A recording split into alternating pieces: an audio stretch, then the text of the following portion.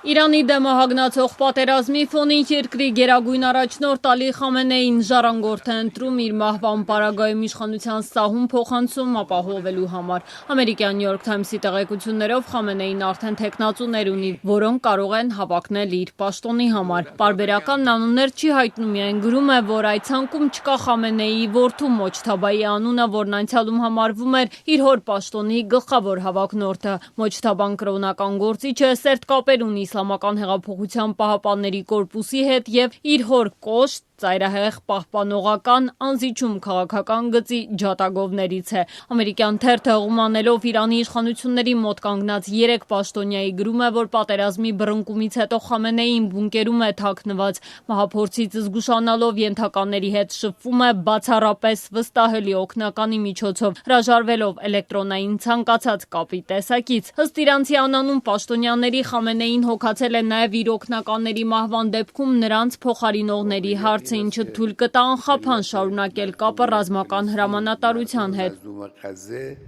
Վերջին օրերին Իրանի մի խումբ բարձրաստիճան պաշտոնյաներ, այդ թվում բանակի ղեկավար կազմի ամենաազդեցիկ ներկայացուցիչներ են աննկատ սպանվել Իսրայելի օդային հարվածների հետևանքով։ Թել Ավիվից պարբերաբար մահվան սպառնալիքներ են հնչում նաև Խամենեիի հասցեին, ում ձեռքում է ավելի քան 3 տասնամյակ կենտրոնացած Իրանի իշխանությունը, օրենսդիր եւ գործադիր թևերը, զինված ուժերի ղեկավարումը։ Reuters-ը վկայակոչելով Իրանում իր պաշտոնական աղբյուրները եւս հաստատում է, մահվան վտանգի բախված Իրանի ղեկավարությունը քննարկում է Խամենեիի իրավահաջորդի ընտրության հարցը եւ նախընտրում է այնպիսի մի թեկնածու, որը հավատարիմ կլինի իսլամական հեղափոխության սկզբունքներին եւ ընդունելի կլինի ինչպես ժողովրդի, այնպես էլ ռազմական խավի համար։ 5 պաշտոնյաներ, որոնք նախընտրել են անանուն մնալ, լրատվամիջոցին պատմել են, որ այդ թեկնածուն կարող է լինել ինչպես գերագույն առաջնորդի որդին Մոջթաբան, այնպես էլ Հասան Խոմեյնին, իսլամական հեղափոխության առաջնորդի թոռը։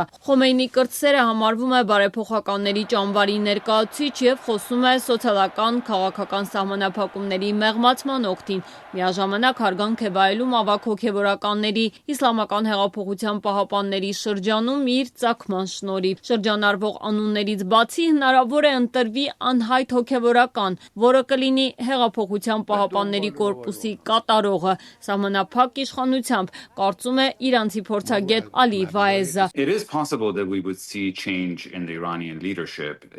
Հնարավոր է, որ նրանք առաջադրեն մի թեկնածու, որի մասին ոչ ոք երբևէ չի լսել, եւ իրականում չի ունենա նույն իշխանության լծակները, որոնք ունի Այաթոլլահ Խամենեին ավելի քան 30 տարի։ Տասնամյակներ առաջ իշխանությունը այաթոլլաներին զիջած Իրանի թագավորական ընտանիքի Փահլավիների ժառանգորդը Խամենեիին կոչ է անում օր առաջ հեռանալ, իշխանությունն էլ աշխարհիկ թեկնածուի իրեն հանձնել։ Իրանի վերջին շահի որդին արտասահմանում բնակվող Ռեզա Փահլավին պնդում է, որ մոլլաների ռեժիմի հեռացումը միակ քայլն է, որը կստիպի Իսրայելին, Միացյալ Նահանգներին դադարեցնել հարվածները։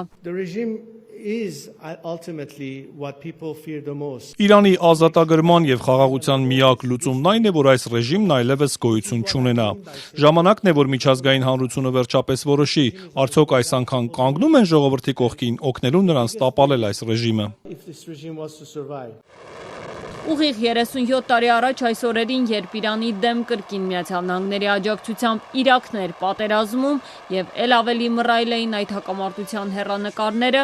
Իսլամական Հանրապետության հիմնադիր Այաթոլլահ Ռուհոլլահ Խոմեյնին դժկամությամբ ընդունեց հրադադարի որոշումը, կումանել թույնի բաժակից։ Այսպես էր ստեղծված իրավիճակը բնութագրել Խոմեյնին, ում կումանելուց էլ կախված էր երիտասարդ Իսլամական Հանրապետության հետագա գոյությունը։ Առայժմ հստակ չէ, թե ինչ որոշում կկայացնի նրա իրավահաջորդը 86-ամյա Ալի Խամենեին, որի առաջնորդած երկիրը մի քանի օրում ավելի ծանր հարվածների է բախվել, քան Իրաքի հետ 8 տարի տևած պատերազմի ընթացքում։ Ավելի քան 1 շաբաթ շարունակվող պատերազմի օրերին Իրանի գերագույն առաջնորդը շարունակաբար պնդել է հանձնվել չի պատրաստվում, ակնարկելով, որ նախընտրում է նահատակվել, քան սպիտակ դրոշակ պարզել նախագահ Թրամփին կամ Իսրայելի վարչապետ Նեթանյահուին։ Իրանի ժողովուրդը կդիմադրի պարտադրված պատերազմին, անցած օրերին հայտարարում էր Խամենեին, որ պատերազմի բռնկումից ի վեր 2 տեսաուղերձ է հղել, երկուսն էլ նախապես ձայնագրված, երկուսն էլ ենթադրաբար բունկերից շագանակագույն վարագույրների ֆոնին